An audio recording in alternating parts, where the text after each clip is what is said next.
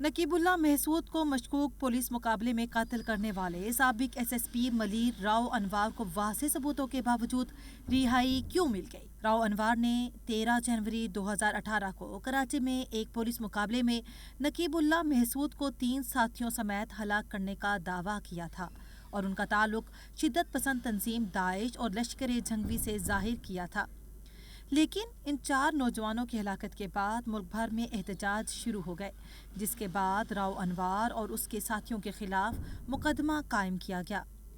کراچی کی انسداد دہشت گردی عدالت نے راؤ انوار سمیت 18 ملزمان پر 25 مارچ 2018 کو فرد جرم عائد کی۔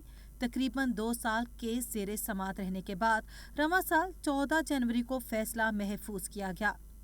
آج انسداد دہشت گردی عدالت نے نقیب اللہ محسود کیس کا محفوظ فیصلہ سناتے ہوئے کہا کہ پروسیکیوشن ملزم خلاف الزامات ثابت کرنے میں ناکام رہی، اس لیے راؤ انوار کو باعزت بری کیا جاتا ہے۔ راؤ انوار کے ساتھ دیگر 17 نامزد ملزمان بھی بری کر دیے گئے۔